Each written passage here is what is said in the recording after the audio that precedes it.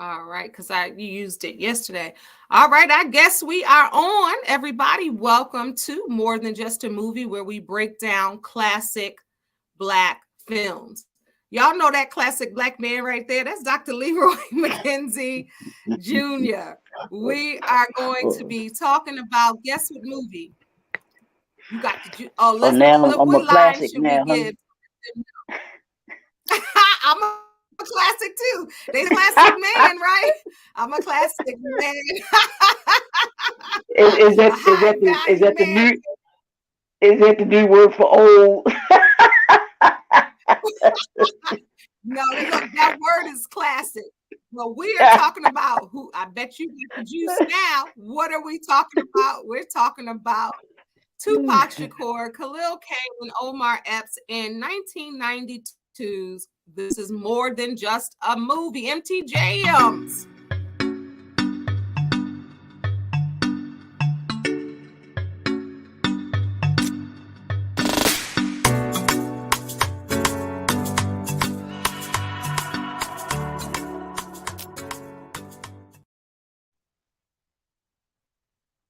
And hey, Joy Nakia.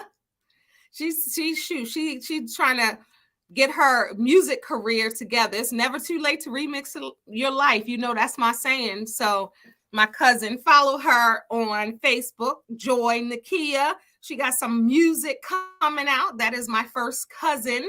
My mom and her mom are sisters. I talked to your mom today, Nakia, because I sent her, I did an interview with Kool and the Gang. Cool, Robert Cool Bell, which was so cool, KOOL. I got a chance to share some of my childhood stories about his music with him. He was laughing. Leroy, if you haven't seen the interview, check it out. I tagged you in it. And everyone, please check out that interview I did magazine's page with Cool from Kool and the Gang, Yeah, Robert Cool Bell.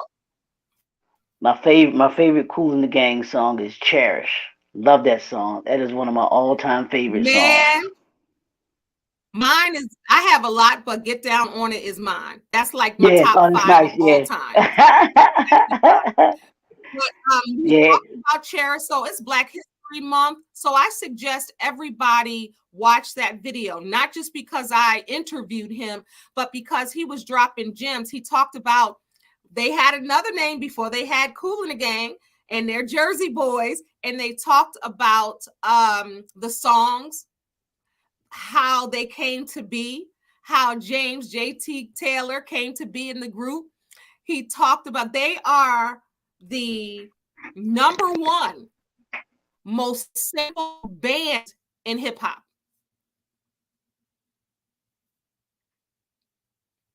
Did you hear that? yeah. You said hip You hop. hear me? Yeah, you said hip In hop hip though. hop, they're the number one. Yeah, Hold, they're hold the on. number one sampled band in hip hop, meaning hip hop Oh, okay. samples their Got you. music. Got you. I got you. I got you. Hold on for 1 second. Go now. Go ahead. Keep Mhm. for a second. Go ahead. Okay, go ahead. No, absolutely. So it was amazing to be able to interview him.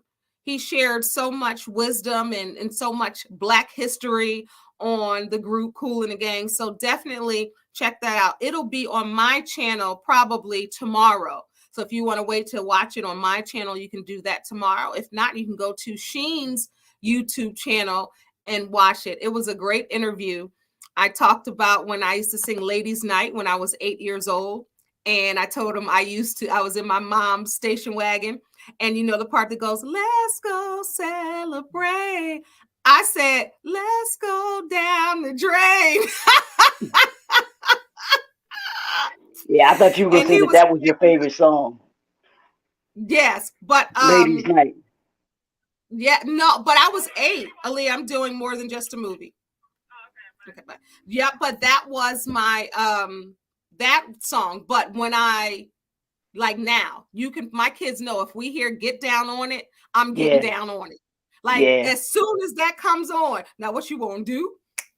Do you want to get down? Man, so it's so amazing how, and then we're going to get on with the show, but it's so amazing.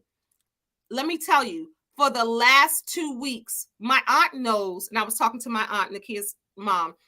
My aunt knows. She texted me about a month or two ago. She said, remember you used to sing Ladies Night, but you used to sing it wrong? I was telling my kids that, and these things were happening with Kool and the Gang. Then I get the call and say, hey, do you want to interview Kool from Kool and the Gang? I was like, what? And on Groove's channel, I think it's channel on Sirius XM's channel Groove, I think it's channel 50. They play Kool and the Gang all the time. And every time I got in the car since then, until I got the interview news, it was playing all the time. So then now they asked me if I want to do it. Like, duh, the one and only song that I ever sang in karaoke was Celebration by Kool and the Gang when I was 35. Yeah, they got some classic songs, man, and I'm trying to think. I've never highlighted them in the different things that I've done when it came to like my Greatness Thursday. When I usually I'm gonna have to put them in there because Kool and the Gang is one of those groups that I think is say unsung. You think because they never did an unsung on them, did they? No, did they have because unsung? because they're Grammy Award winning, American Award. They've won so much. So I don't think that they're unsung because they get their due. They get their recognition. Unsung is when people get it. Yeah, I think so.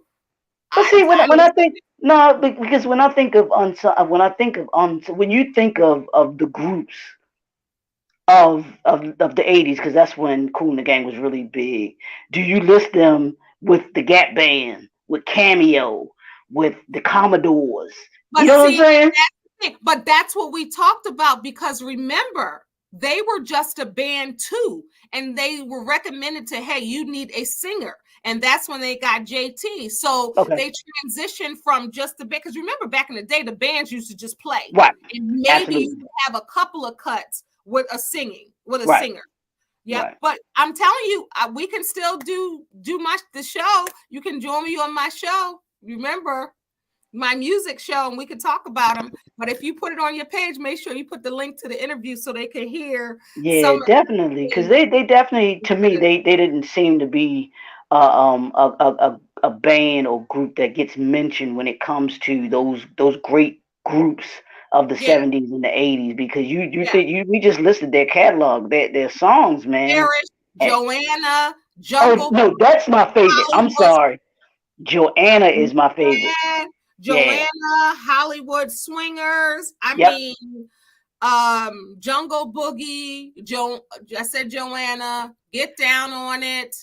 Celebration, Ladies Night, and think about Ladies Night. They still have Ladies Nights, but think about Celebration. It could be a baby shower, about it don't matter. Birthday, an anniversary. Celebration is coming on. Come on now, they're gonna be eating off of that forever. Yeah, that's very true. Very true. So maybe on my show, Underrated, maybe we'll talk about Kool and the Gang. Yeah, definitely. If you want to join me, I would love to have you on there, and we could talk about Kool and the Gang, and we could just talk about underrated bands. You want to do that? No, that sounds like a good. Yeah, that sounds good. Okay, so let me know. You just froze. Yeah, I don't know what is going on.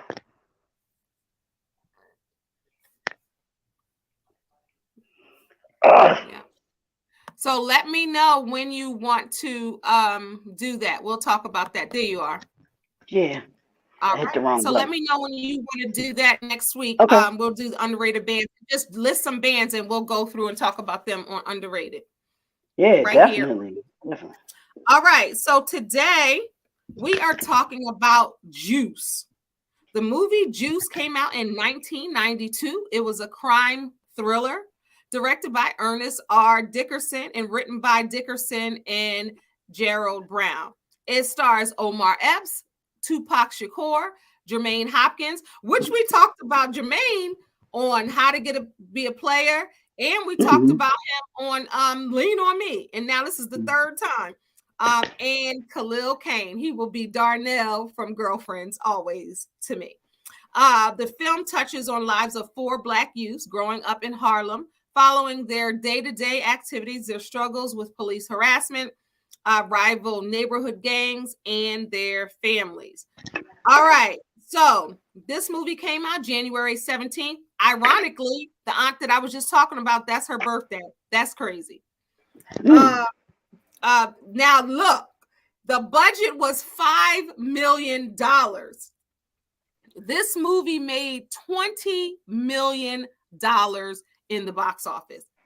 If that ain't a success, I don't know what it. $20.1 million.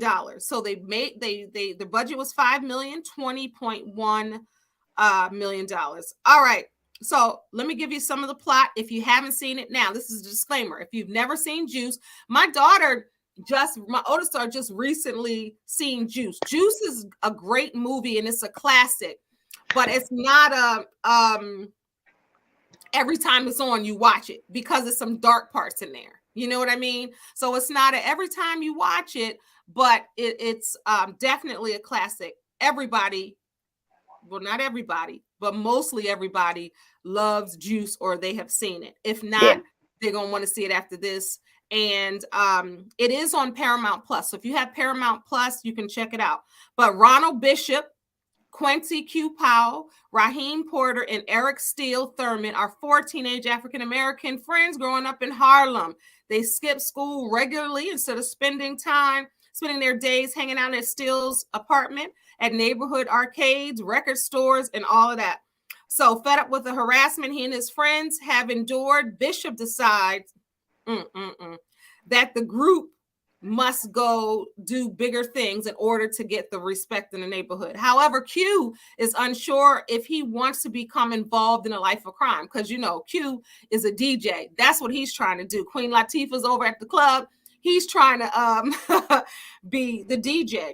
All right. So one night, under Bishop's persistence, Tupac, the friends decide to rob a local convenience store owned by Fernando Quiles. That's messed up what they did on that scene. But the four then gather in an abandoned building while they argue over the evening's events. Raheem is still angry at Bishop for killing. Okay, I don't want to give that away yet. But let's talk Juice. Everybody, when they think about Juice, the first thing they say is Bishop is crazy. Is Tupac really like Bishop? Because he played that part so well. What about when he was in the school with the locker and Raheem closed that door and Tupac or Bishop was standing there looking like this? That's crazy. And it turned into a dark crime movie. All right, what you got to say about Juice? Oh, this is Dr. Leroy McKenzie Jr. I said the classic. Okay. Yeah, it's. I mean, Juice is like you said. It's one of those that you may watch it or you may have it on if if it comes on or whatever. It's not one of those that I gotta watch it. You know what I'm saying? Mm-hmm. But I think that the thing about Juice was, I think that was so encompassing was it was. I mean, you think back in '92, I was a senior in college, and that era of these 4 young guys growing up, that was kind of what you reflected on, because you were either one of these 4 or you knew one of the type of these 4 that were where you were from. There was a Bishop, there was a Q, there was a Raheem, and there was a Steele. You were either one of those or you knew somebody that was like them and you could relate to them. Or you were them. Right. In that kind of way, and even the fellas that you hung with, there was always a Bishop, the one that was crazy. You knew he was crazy, and it's funny, Kendéll, because I always say this. If you even look in the Bible, Jesus had a Q. I mean, Jesus had a Bishop. That was Peter. That was Peter. Peter was Bishop. Everybody, Peter was off the chain. Everybody he did not play. But there's always a Q, that dude that was always trying to find that had talent, that had a gift, and he was trying to just make a way out. You know what I'm saying? Mm-hmm. You had a Raheem who was the smart one in the group. Yeah. that could talk, and then there was organized one trying to keep everything, right, peaceful, mm-hmm. right. He was gonna hold the peace. He was gonna be able to talk to the level-headed one, him and Q. Yeah. And then Steele was the emotional one, And Yeah, then Bill was the one that just went along. He was just all right. I'm hanging with these fellas. You yeah, know what I'm yeah. saying? So I looked at it that way, and even the story, because there's always that one dude that wants to just do whatever. He wants to do something crazy. You're like, dude, Mm-hmm. come on, man. Everybody You trying to gotta go choose your there. friends properly, man. Choose your friends properly. Yeah, yeah. But think about it. Think about when we were in high school, and you would think about when you were that age. Mm-hmm. You didn't really think of it. Well, I know I was intentional about the folks that I hung around, but not everybody is like that. They want to be the the well known person, or the person that that hangs in certain cliques, that was well known or Mm-hmm. well liked, and those kinds of Mm-hmm. things. But a lot of times it's about being popular. Like the story that you just told about them. They were trying to Mm-hmm. well, Bishop wanted to increase his street cred, Mm-hmm. Mm-hmm. you know. So he figured that the Got way to tired of being you punked right, right. by what was Rodis. What was it? What was the other guys? Rodis or something. The gang, the other I can't remember the name though it was either. Rada or something like that. Hmm. Can't think Yeah, of but I his can't I can't remember either, yeah from the and other I don't gang. have the name down there. But Mm-hmm. yeah, but that that's when I looked at the movie Juice. That's what I thought about. Thought about the trying to be popular, Yeah, trying to have street cred, trying to show that you tough. You know what I'm saying? yeah. That you tough. I mean, and we'll probably talk a little bit. Maybe we'll talk a little bit about two, which I don't know if people glossed over it or what, but the relationship that Q had with With Yolanda. Cindy from In Vogue. Yeah, that relationship. So Wasn't she grown and he was a kid? that's what I'm saying. That's all And I'm saying. He wasn't we can 18. That's all I'm gonna definitely talk say. about that. We can definitely talk about that. That's a good place to start, Leroy. That's a good place to start Yeah, because if it were the other way around, then people would look absolutely, at it as a problem and disgusting. absolutely.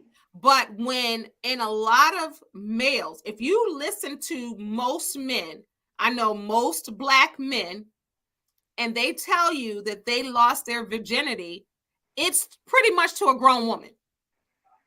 And it's Hmm. almost like a notch on the belt for a lot of them. Yeah, I pulled me that old honey. She was older, and it's almost celebrated until you realize. I remember Charlemagne was like, I didn't even realize till a couple years ago that was wrong. Like that was wrong. I didn't But realize how a do couple you? years Okay, ago. how old is Charlemagne? Charlemagne is in his 40s. So how do And you I can't go? say that you can't say the R word on here. So that's why I Yeah, kind of how do you go?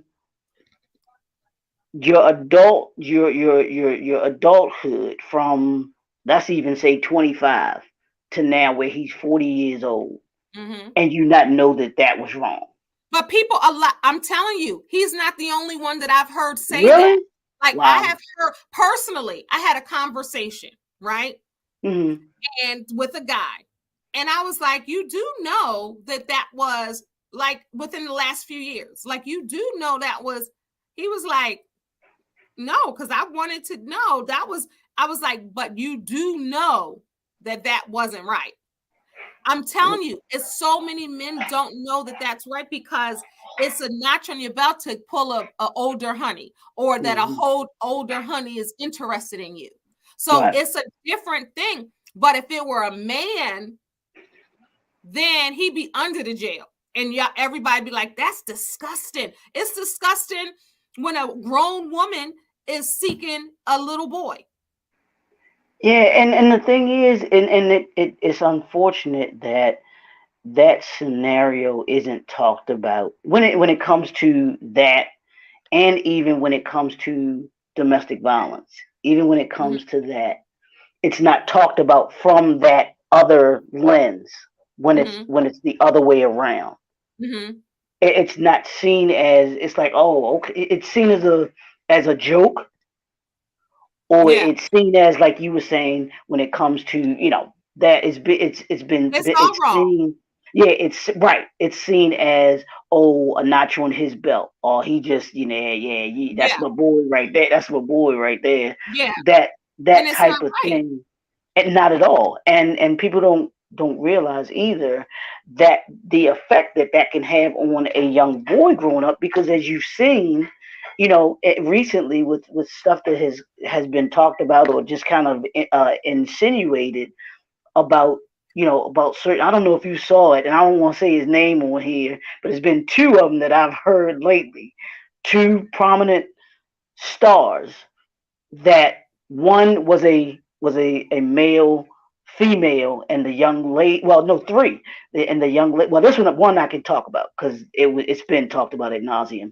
And that's Karl Malone, who was an NBA player, but when he was 20 years old, he was known to have gotten a 13-year-old girl pregnant.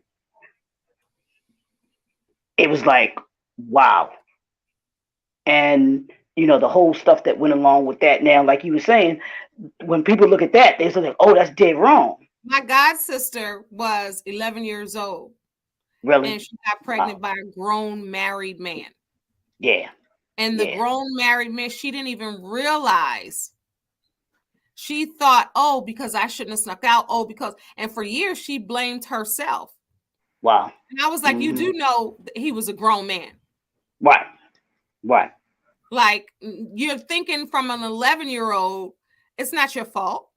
Right. No matter how grown you look or Right. whatever. You know what I'm saying? Yeah. It's just, so he's in, can't think of, Cindy Heron from In Vogue, but Hmm. he's in her apartment. He's a high school student and she's a Right. grown woman, and they show that relationship. I guarantee you, somebody that had to do with the writing, that had to do with the movie somehow, I guarantee you that they knew about that firsthand. It could have been them, Right. and it could have seemed normal. Absolutely. It could have seemed normal, because think about it. When that movie came out, people was just talking about, oh, how he pulled her, blah blah blah. Nobody was talking about how disgusting it was, Right. and they still don't Right. talk about that. Not at all.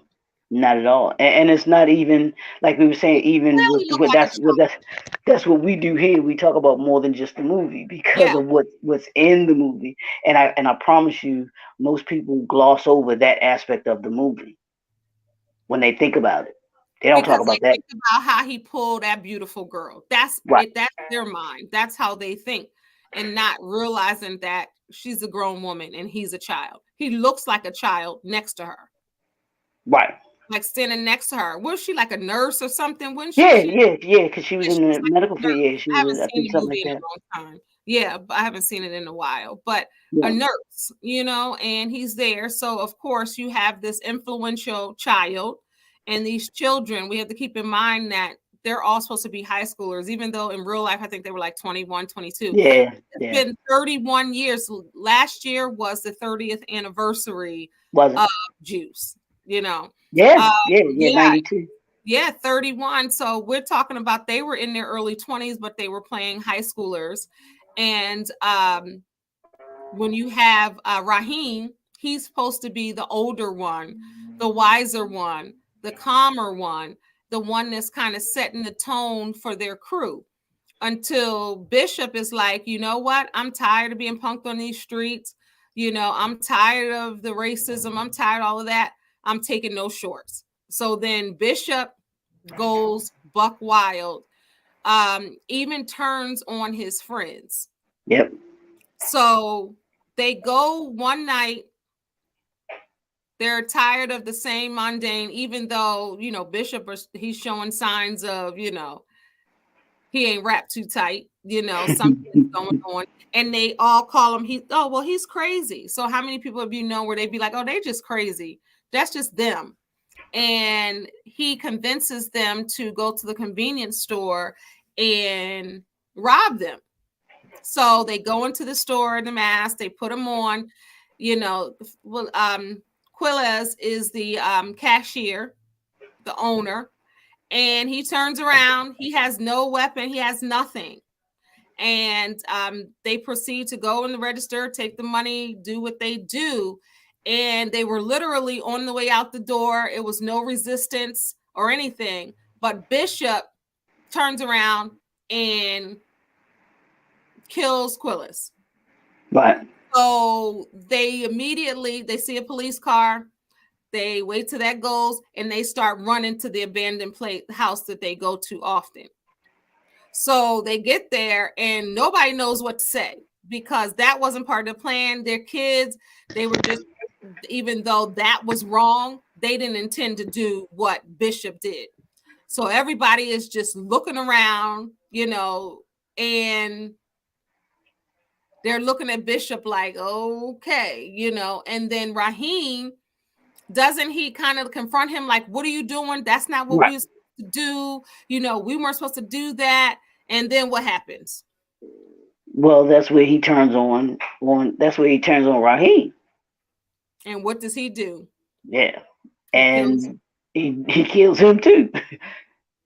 And now you just got Q and Steel.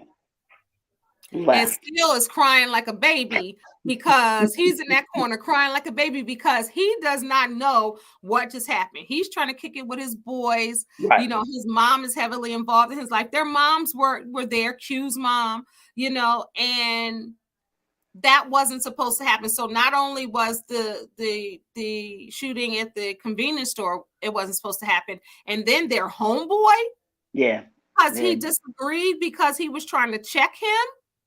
Then he doesn't even hesitate and he takes him out. So then all the boys just start running. So they run back to the abandoned building and Steel is just a wreck. And Q is looking like, what happened?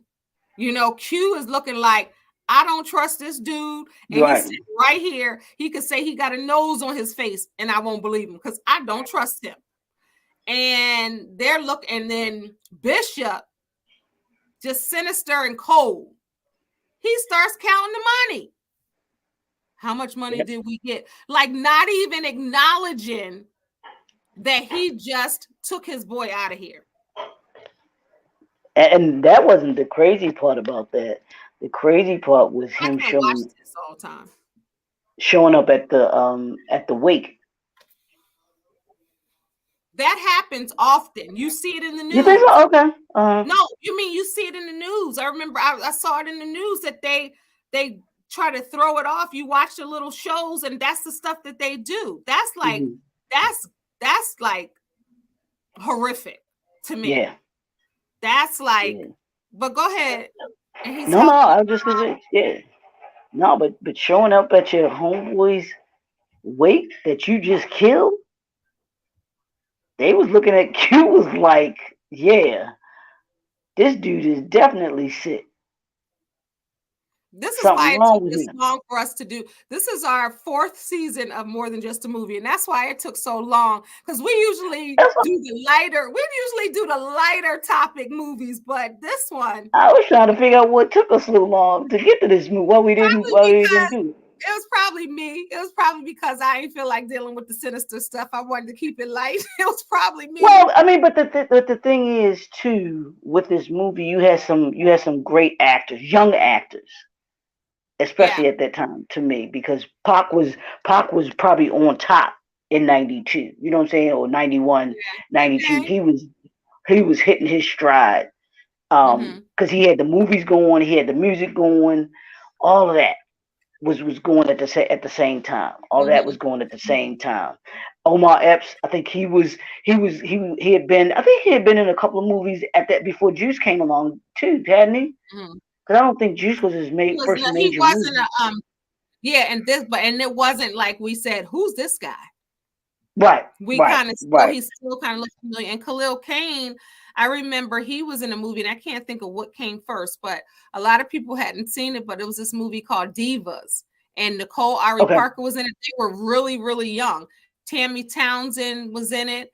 And it was about like he was managing their blossoming singing career, and they wanted to be singers. It was like 4, and I can't remember if that came out. Let me see if that came out before that. Let me see. Divas. I'm trying to think. Khalil Kane. Let me see. Let me see, because I'm trying to think. That might, if was that the first time we saw Khalil Kane? No, yes, that was because Divas came out in 1995. It was like a TV movie. Okay. So that was probably the first time we saw, or I saw, or maybe a lot of people, Khalil Kane. But I like to call him Darnell Wilkes from Girlfriends, even though I loved him before that. But he just played that role so well. And that's one of my favorite shows. And then Omar Epps. Well, we know Tupac was already making music. We know Tupac was Tupac. I'm trying to think to see. Because he was, and I don't know if you're going to do this in the trivia part or not, but that role of Bishop it was a couple other roles that he had been up for, but this was when he was also in it, getting in a little bit of trouble too. You know what I'm saying? And he had a big thing with the director of this movie. Was it? Okay. Because that was well, that's the Ernest Dickerson, right? Yeah. I thought, is that the one? No, maybe that's not the one. No, that's not the one. Because I remember in the what was the All Eyes on Me? That was a good movie too. Yeah, and this was Omar Epps' his debut film. Okay, and I did know that. Yeah, this was his debut film, because after that, because they were like, "Who is this guy?" And after that, this was Pac's debut movie too, wasn't it? Yeah. It probably was all of them except Lean. Yeah, that's what I'm thinking too. Yeah. Lean on Me, we done Lean on Me, but with Jermaine Hopkins, Lean on Me was first, so he was the only one. Jermaine Hopkins, Lean on Me came out in '89. You remember? I know that. And he was the only one that was pretty much recognizable out the three. Right. Think about it, out the four, because he had just hit movie Lean on Me. Shoot, but Clark was Clark roof. So that was a pivotal scene in that movie. So we knew who he was. But these other guys, it's so hard to think back 30 years because they're so prevalent in our lives today. So we're, think back 30 years, they weren't household names at all. We just seen these fellas for the first time, except Jermaine Hopkins still. Yeah. Now, what you think about that, man? Yeah. Well, maybe it is, but they just make it seem like the 1990s was like decades ago, which it was, but it's just like, I'm like, man. It doesn't seem like it for us, but if you think about 30 years ago. Because Michael Jordan just turned 60. And I was like, darn, 30 years ago, he was 30 years old in his prime in basketball. And I'm like 1992, 93. I'm just like, man, I'm just like, it doesn't seem like it was that long ago, but it actually is. When I look at my daughter, I'm like, I thought I just had her. Like, where did the time go? Both of them. So it goes so fast. And plus, because we were still young and we still feel young now. So it doesn't seem like it was that long ago. It don't seem like that long ago since I was in high school. And it's been a very long time. Yeah. I know, but right? Seemed that long, So what do you think, before I read some trivia, what do you think about, and I was reading something today about the DJ element, like that being his escape, because I was watching something today and they were like, I wonder why they made him. Is it because it was rising in that time, DJ world? Like, why they intertwined Q wanting to be a DJ and competing in DJ contests? Why do you think that was kind of like put in there? Why didn't they make him something else? What do you think? No, I think because that was very prevalent. Hip hop was hitting it was going into the 90s. It was growing by leaps and bounds. So a part of the hip hop generation, of course, us, was DJing. Think about it. Think about the Mm-hmm. artists that were out at that time. LL Cool J had a DJ. Fresh Cut Prince, creative. yeah. Jazzy Fresh Jeff. Prince, Jazzy Jeff, Run DMC, Run Grandmaster DMC, J. Grandmaster J, Houdini, Yeah, Grandmaster D. Come on, yeah. we know So this. so everybody at that time, those hip hop artists Salt and had a Pepper, Cinderella. DJ. Yeah, had a DJ. So DJing, because I remember, and this is so crazy because I remember one of my DJs friends, were the star. Let's get huh? it. Let's be clear. DJs were the star. Yeah, yeah, The MCs absolutely. were the star back in the day. DJs were the star. And it was so big that they were having contests for DJs. That's how DJs got their names. Mm-hmm. And because I always remember my buddy and actually we're still friends to this day. We used to live in the same neighborhood here on Rogers Avenue. His mother used to Dalton. babysit me and my sisters, Oh wow. and name is Calvin. And Calvin. he yeah, Calvin Watkins. He was a DJ, and we would be down in his basement. I'd be watching him practice and Let me see if doing the he was scratches and really a stuff. DJ. Let me see if he was really a DJ. What was his DJ name? Oh, that's a good. I can't remember what his name was. You have to ask, I forgot what his DJ name was. That's when you know if you for real. If you got a DJ. Yeah, yeah. I can't remember what his DJ name because I always knew him as Stuffy. I called him Stuffy. We called him Stuffy. DJ So I don't think it was DJ Stuffy, but I know we called him Stuffy. So his nickname with us was Stuffy. So when when he was doing his DJ stuff, he was just known as he was known as a DJ. It's almost like you're somebody that's famous, and they have a name. People that are around them, they got a name for them. It's, that you use your nickname, not necessarily the name that they had. Like now, DJ Jazzy Jeff. I promise you, Fresh Prince ain't calling him, DJ Jazzy Jeff. call It's him Jazz. Jeff. You call Yeah, him call him Jazz. Jazz or Jam Master J, Run DMC, and them just call him Jam. Whatever they called him. So, but DJs back in that early '90s, going into the '90s, and coming out of the '80s, Mm-hmm. going into the '90s, that was when hip hop was really born, and it Mm-hmm. was growing into that phenomenon that it will become in the '90s, and a Mm-hmm. big part of that was DJing. Yeah. You know, if you went to the clubs, it was all. Think about it. Think about Repeat. when you got in the car when you were in college, and you went to those weekend parties at At the the other college. Look, at another college. it was all about the DJ and what music he was playing. Mm-hmm. Mm-hmm. Because You last know, night DJ saved my my life. life. Broken heart. Exactly. So It's not a I problem think that that I was can a fix.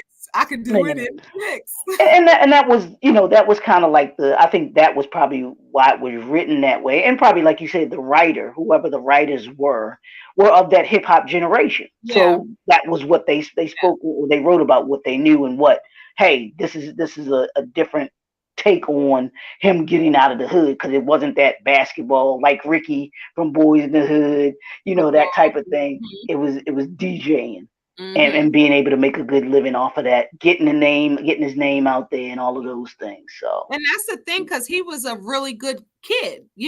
right, His mom thought right, he was a good kid.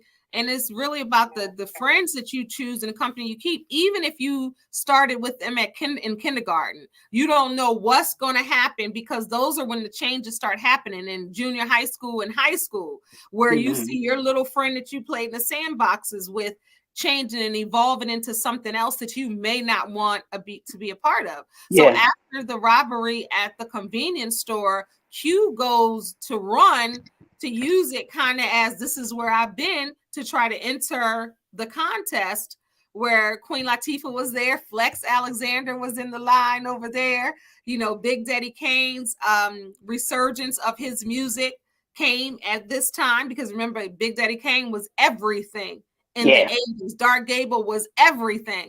And then it died down a little bit. And then he had that single on here with Eric B. and Rakim had one, and Big Daddy Kane and so many others on that soundtrack. So Q goes to continue to DJ.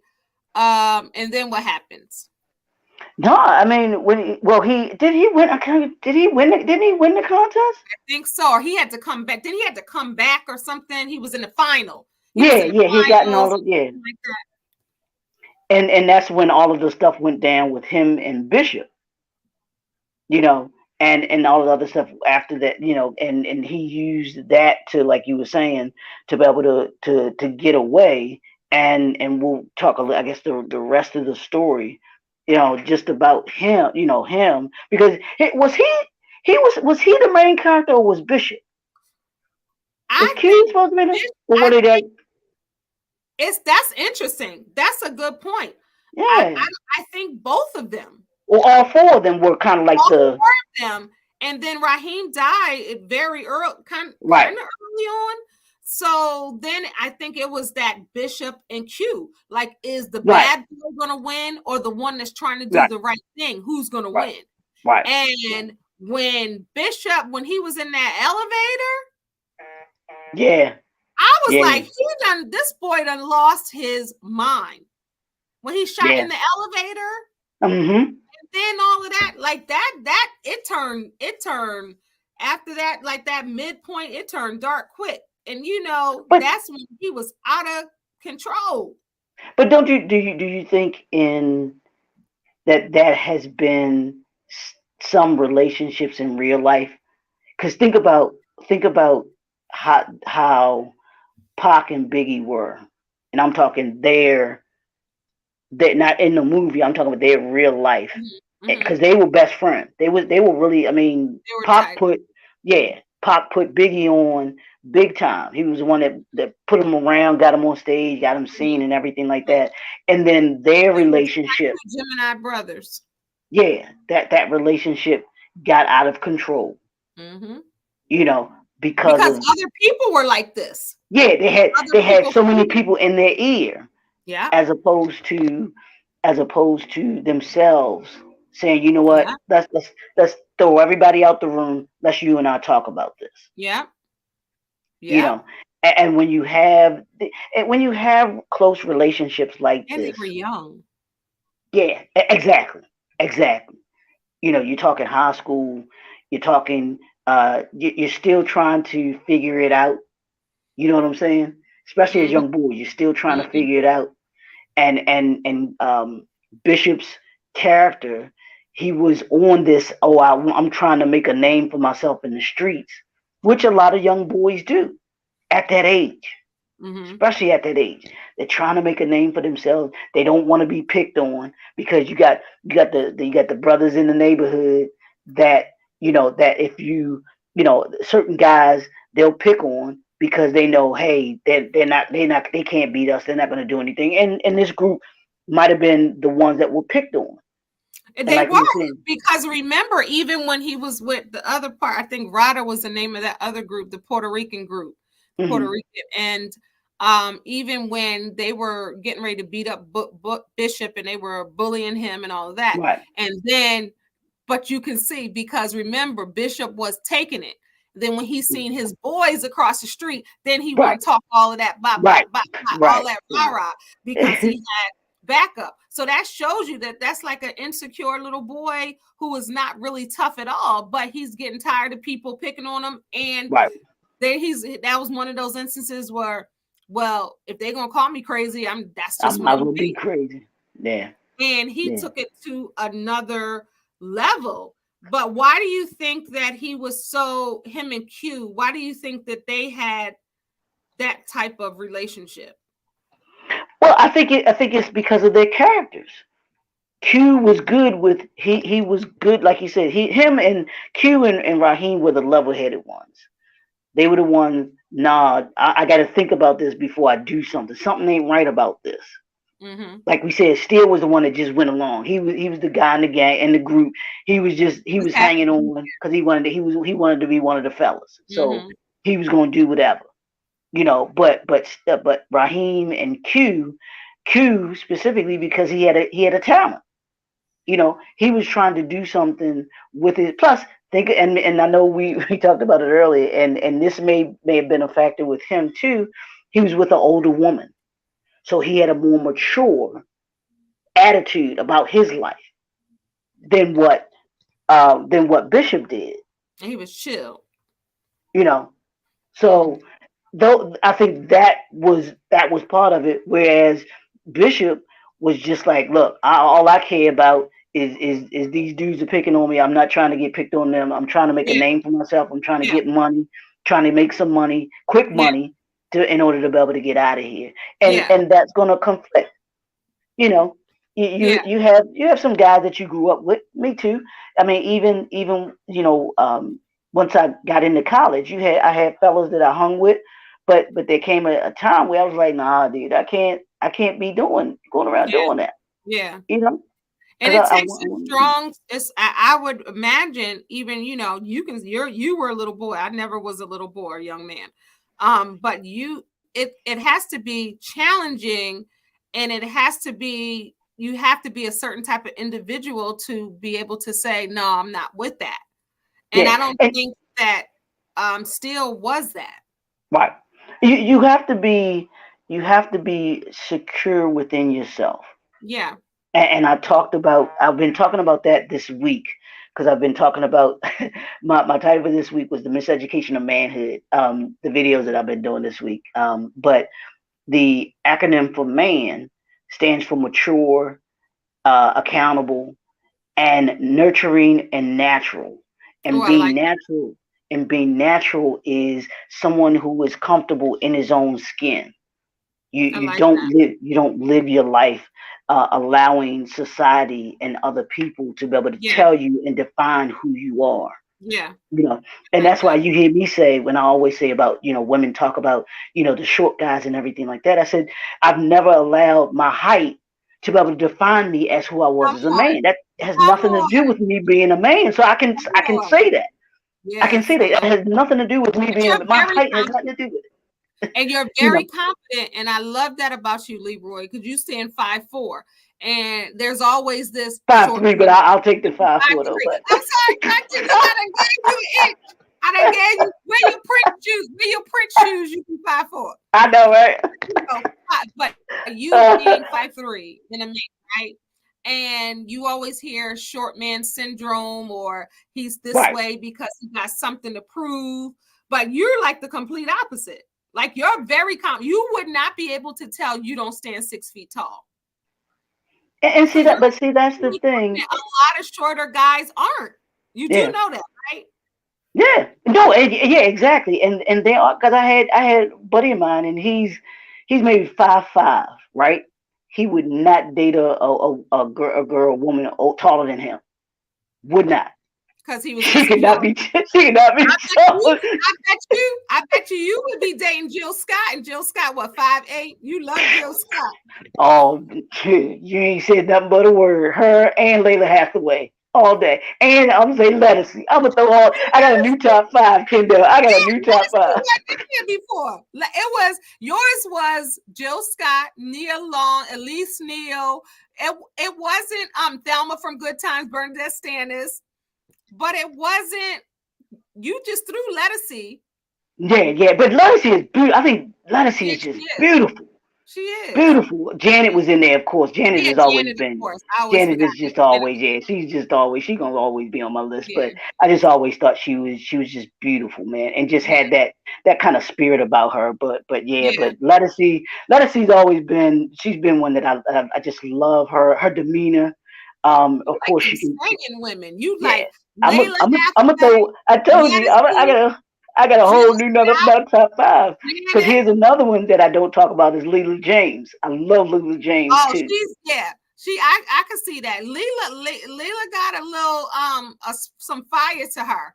She Absolutely. good. Yeah, I like Leela James. Yeah, one of my But friends I went to school with used to sing background for her. really, oh okay, oh awesome, yeah. But those are the things that Q and Bishop, you've got to be secure in who you are. Q was secure in who he was. Raheem was secure in who he was. So And they Bishop could wasn't. deal with the bishop being in their life because they were secure in who they were.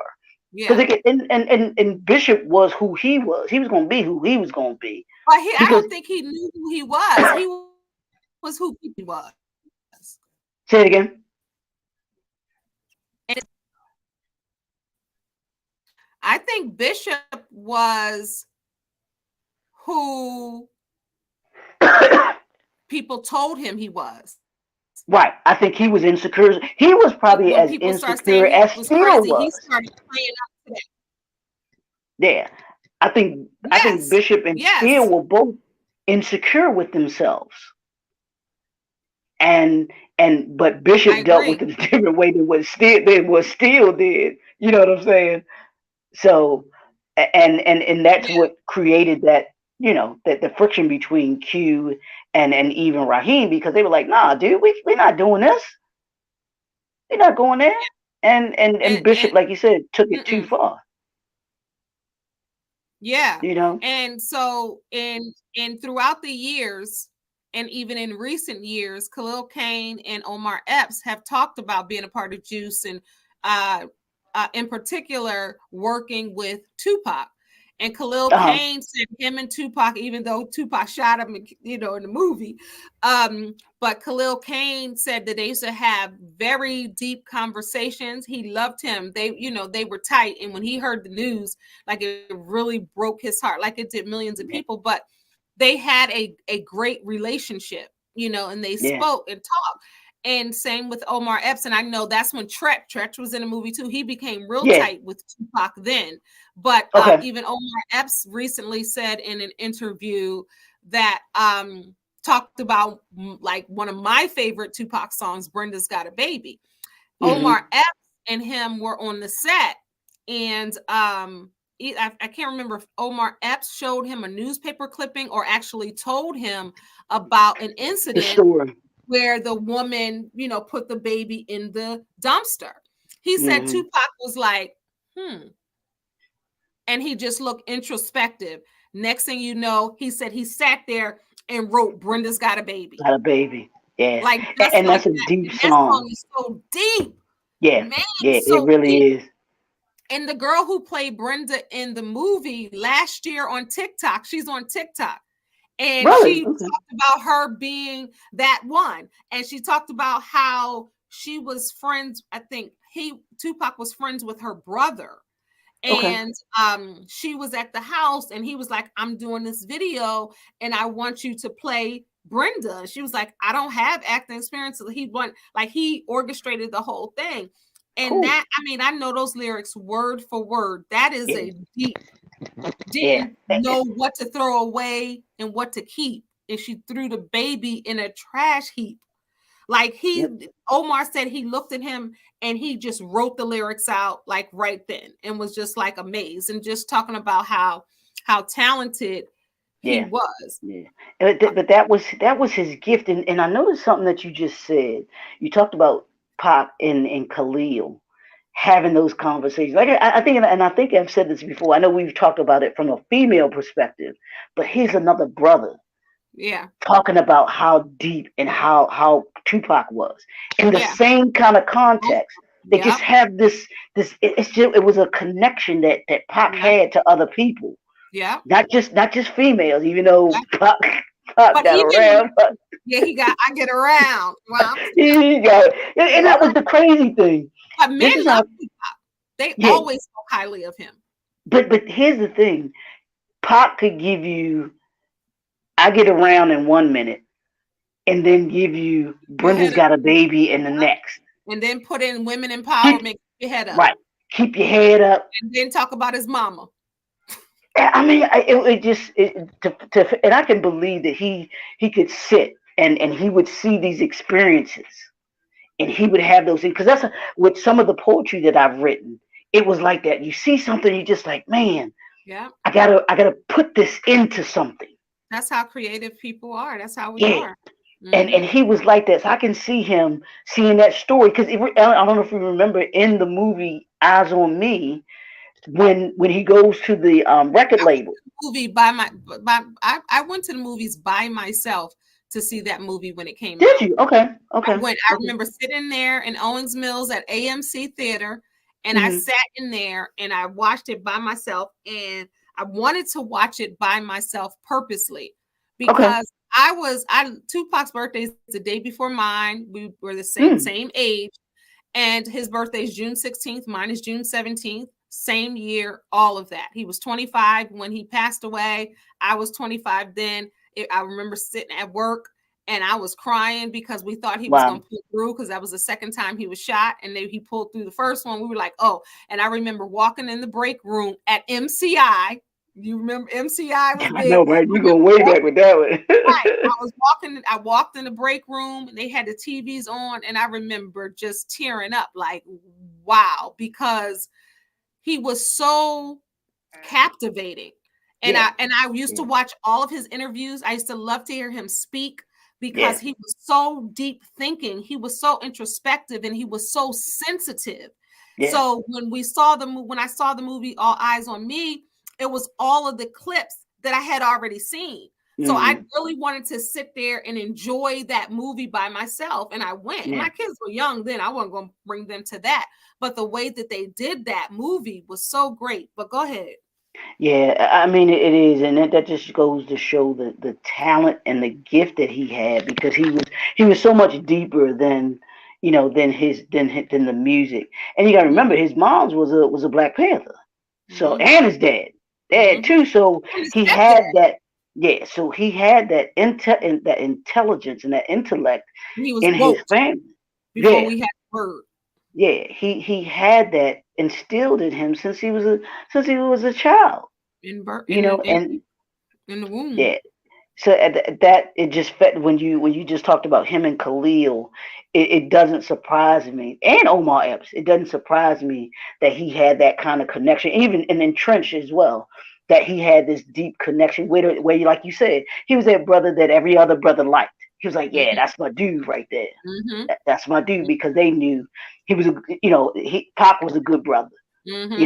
And even though he did some outlandish things, and I think that there were extenuating outside circumstances that forced a lot of that stuff.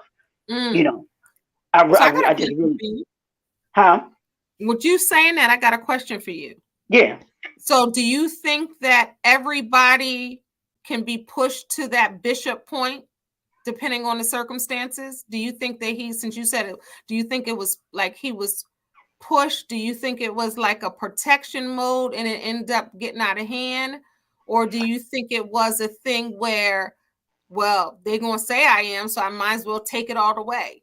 Well, I don't think, I think when it came to his friends, I don't think he, and this is just us speculating, of course, because it's just a movie, but it's more than just a movie.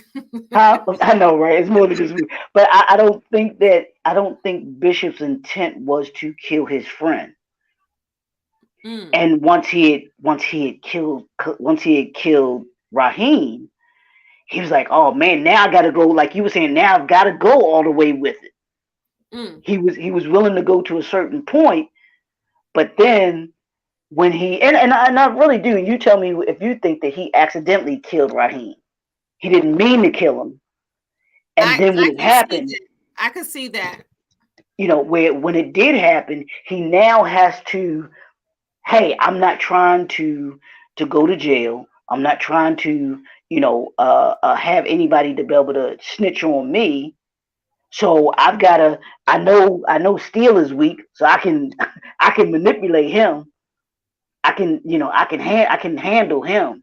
But now I got to deal with Q, because Q was just like Raheem, and Raheem. And Q now thinks that since I've killed Raheem, that I could possibly kill him as well. So now I've gone too far with it, and I can't go back. Yeah, this ain't the thing that I can just what they say, put the genie back in the bottle. You can't do that. Yeah, once you shot and killed somebody. Yeah, because there's no statute of limitations on that. Yeah. And now with Q not agreeing and being vocal about it, he feels like, I think almost like that's his mirror of what happens. Right. So if you get rid of the mirror, then it didn't happen. Right. And now he's a threat to me, just like those other guys were. Yes. Yeah. But I agree with you, what you said with Raheem. It was because Raheem was coming. Like, what are you doing? We're not supposed to do. And then they his reaction or reflex. Yeah. His reaction. Yeah. Right. So let's end with some trivia. So according to Jermaine Hopkins, Tupac often walked off the set during filming. As a prank, Hopkins told Shakur that he was being fired from the film. When Shakur found out that wasn't true, he started a physical altercation with Hopkins as Tupac. Omar Epps learned how to spin as a DJ before production began, and a lot of what he does in the movie is authentic. Cool. Okay. Daryl Mitchell, we know Daryl Chill Mitchell, Donald Faison, Anthony Tretch Chris, and Money B were amongst the people who auditioned for the role of Bishop. So all of those people, yeah. So Tupac Shakur accompanied Tretch to the audition. And I've heard this before. Really? Tupac accompanied Tretch to the audition and was asked to read. Tupac helped Chris get the cameo as a member of Rodman's gang. So Tupac just goes, and I've heard Tretch talk about this. So Tupac goes with Tretch because Tretch has an audition as Bishop. So then when Tupac goes to support his brother, Tupac ends up getting the role that Tretch went for. So then Tupac ends up saying, well, my man I came because of him. Could he get a role? And he ends up getting a role. But Tupac, I guess Tupac was the one. And here's the thing that goes to show you the type of dude that Pac was. Yeah. Because and who knows? I mean, I don't think Pac. And I'm trying, like you said, if this was his debut movie, what made them want to cast Tupac? Because he had that it. Because think about how you walk into a room. When you the way you walk into a room, all eyes on me. Think about it. He had that, and maybe that was whatever that it was, that anointing on him. That's what they saw. Omar, because you can be in a crowded room and somebody walk in and they got the whole little light right over them. Absolutely. So Omar Epps was a senior in high school when he was cast as Q. He had been contemplating a singing career since he was a part of the group or an acting career. So he was trying to decide whether he was going to be an actor or a singer. Did you ever see the interview that Omar Epps did on the Breakfast Club? Great interview. But he talks about him and Marlon Wayans went to school together. Oh yeah, they're best friends. And Mitch Marchand. Well, I've known that for years though, because they're always together. They always talk about it. And then Mitch Marchand is the three. It's like the three crew. It's Mitch Marchand, who is a writer and a comedian, and then Marlon Wayans. And Mitch made a cameo in this movie too, in the record store. He's a young guy with the little cap on. Oh, okay. But yeah, they've been tight for years. I think I found that out when Marlon Wayans did Above the Rim. That's when I found that. Okay. So Omar Epps stated in the interview that Tupac wanted to stay in character so much that he would aggressively ask cast and crew to call him Bishop instead of Tupac on the set. I heard that before as well. Omar Epps' mother wasn't thrilled with her son pursuing an acting career, even with his casting in the film. But when they were at the premiere, he said she realized the success when they were sitting a seat away from Diana Ross. I think he talked about that. He said that. His mother was like, "Go on, baby, go on, do that acting thing." Let's see, we got a couple minutes left. The film is based on interviews that director Ernest Dickerson conducted with a group of his cousin's friends who had lived around the area where they filmed. Dickerson ended up using everything he had heard and became a basis of the film itself as an authenticity. So these are stories that he was hearing from his cousins.